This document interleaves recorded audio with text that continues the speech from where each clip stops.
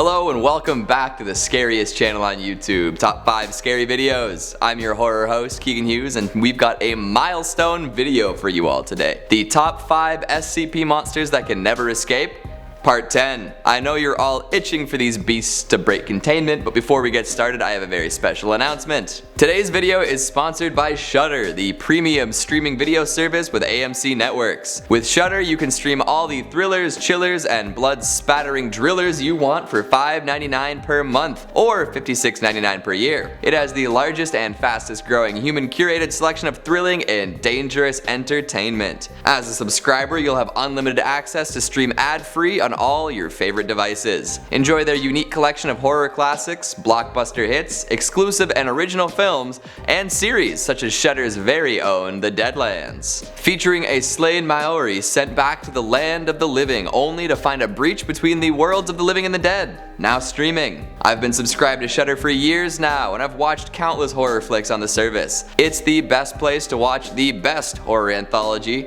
Channel Zero. And just the other night, I took in the gory R-rated cut of the 90s high schooler brain and a robo dinosaur body flick, Tammy and the T-Rex. Highly recommended. To try Shudder free for 30 days, go to shudder.com and use promo code TOP5. Seriously, this is the streaming service for horror fans.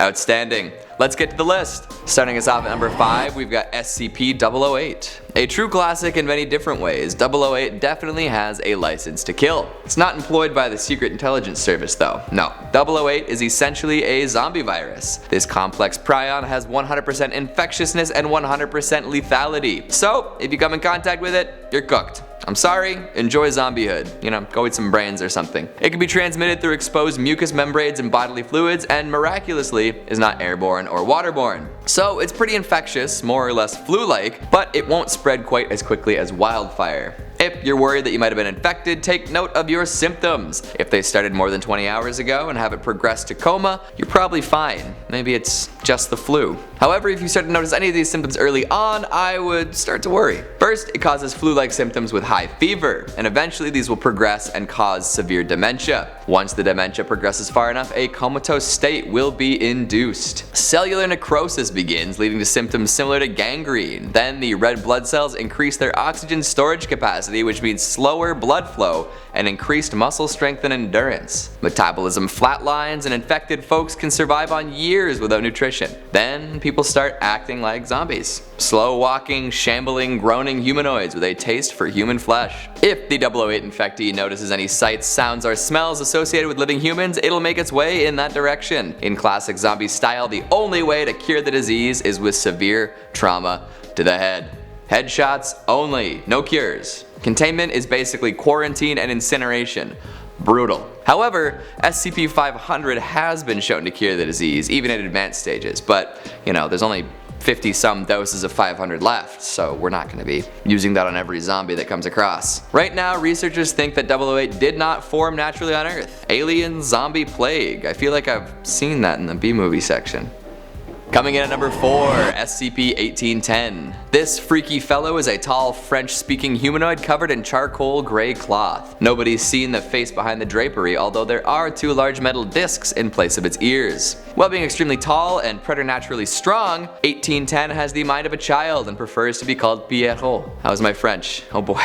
In the 70 years since containment, Pierrot has not physically changed or aged at all. Some theorize that he's immune to the effects of aging and will continue living until decommissioned. 1810 has no abnormal healing abilities though, and will heal at a similar rate to most humans. Its anomalous properties will manifest when within 500 meters of a child it deems lost. Pierrot will then fixate upon taking care of that child and provide for their wants and needs. However, there seems to be a massive disconnect between what the child actually needs and what it thinks the child needs. This could mean stealing, committing acts of violence, or locking the children up for their own protection. He can become even more unnaturally strong in situations like this. 1810 was initially discovered in Paris in the 1940s as he was kidnapping children and stealing objects. Upon containment, the Foundation planted a cover story of a carnival worker kidnapping children, which seems to have stuck. Even with Foundation custody, Pierrot will freak out when he thinks children need help. This often happens when he's shown media with children in prominent roles. One particularly dangerous incident occurred when he was shown a TV show dealing with issues like bullying and peer pressure. He smashed the TV and tore through the containment cell's door, screaming that he needed to protect the babies. Since then, the Foundation has been a little more careful in what they show.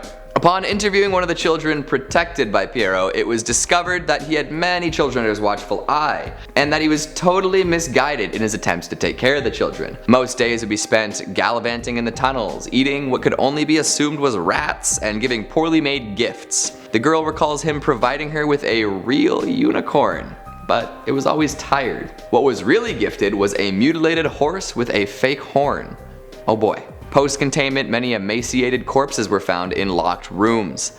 Not the ideal caretaker. Coming in at number 3, we have SCP-772. Currently, this one slumbers in a complex network of icy tunnels. If it were to ever wake, we'd be in huge trouble. 772 was found in Greenland by a team of folks researching global warming. While exploring a glacier, a vast network of tunnels was discovered. The team found a chamber hosting a large coiled serpentine body, and soon after this discovery, the folks present fell ill. The folks present felt ill symptoms of all varieties: swollen lymph nodes, necrosis of skin, and more. By nightfall, every last one of them was dead. A Foundation agent caught wind of the story and began investigating. The SCP itself is a giant terrestrial serpent of unknown origin coiled through the series of tunnels. Some of the tunnels are marked with ancient Nordic script that predates the settlement of the island by Eric the Red at the turn of the 11th century. Nobody is sure how long it's been sleeping, but we're sure glad it is. A great deal of its body is embedded in the glacier, probably due to it shifting and changing over time. Even though it is hypothetically stuck, nobody wants to test the structural stability of this glacier. Keep it that way, please. In addition to its immense size, the snake has a particularly deadly defensive ability that I may or may not have alluded to earlier in the entry. The serpent's skin secretes a toxin that has yet to be identified and currently has no antidote. It also causes death in all manners of ways, and there's no consistent deadly effect. Toxin has also been found in less potent concentrations coming from the snake's breath. So yeah, it can also weaponize this deadly, unknowable poison. Great. Giant death-exuding snake.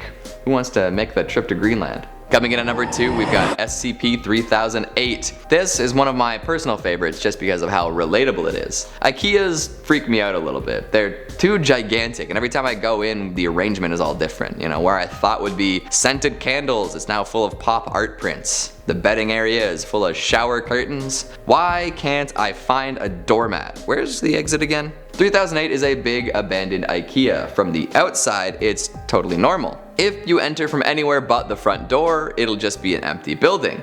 But if you walk through those front doors and out of sight, you are relocated to 3008-1, the infinite IKEA. I heard Kubrick was in pre-production on that. The inside of 3008-1 is a space resembling the inside of an IKEA, but like way bigger. No visible walls, no visual clues that might terminate at any point. Even laser rangefinders have brought up inconclusive results. The space could be infinite.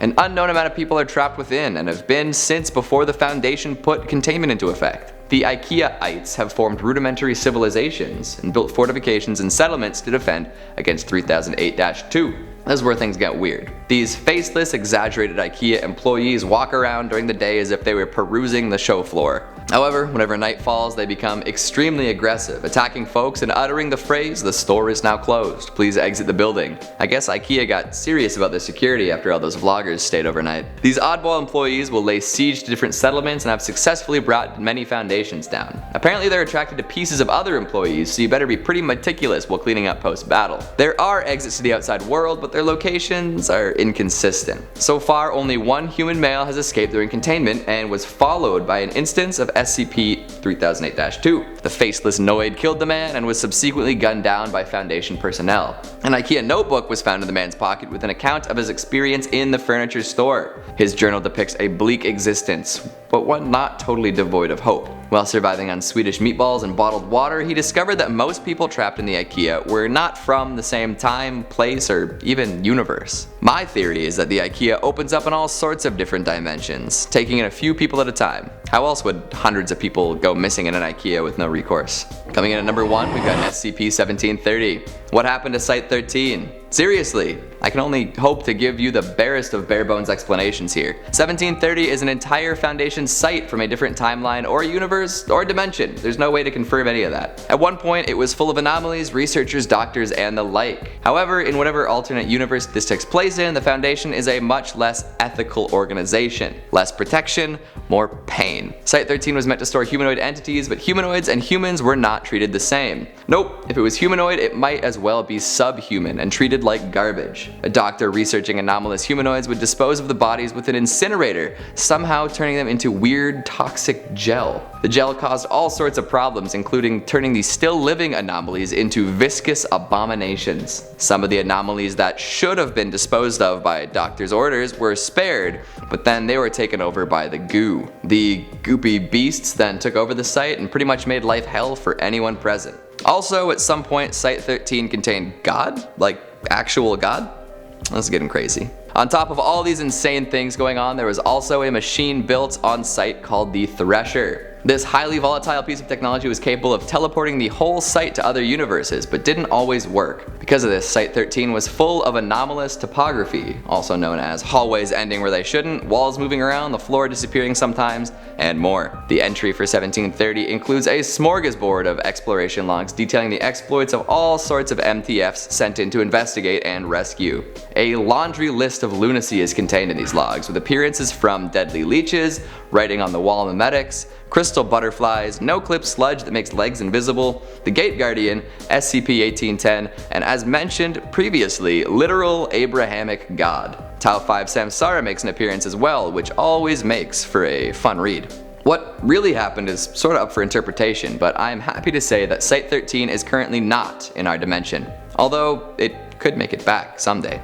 Let's hope it doesn't. That list caps off 50 SCP entries in our humble little series. Thanks for tuning in so diligently. What'd you think of list number 10? Any egregious absences? Make sure you let me know down in the comments. Speaking of comments, let's take a quick look at some of your more chilly ones from the top 5 scariest SCP monsters from Series 2, Part 2. Takemiya Shin says, Math Death Sphere. I actually prefer Math Death Star. Well, you'll need some math to keep up with the Death Stars. How many did the Empire in all its forms end up trying to make? At least 3, right? Technorave says Mal-O just needs a hug. And I volunteer you to be the first one to try and give it one. Good luck and let me know how it goes. Hex Vibe says awesome, I love cookies. Hold it right there, mister. Aren't you a dog yourself? You should be ashamed. Emil says okay.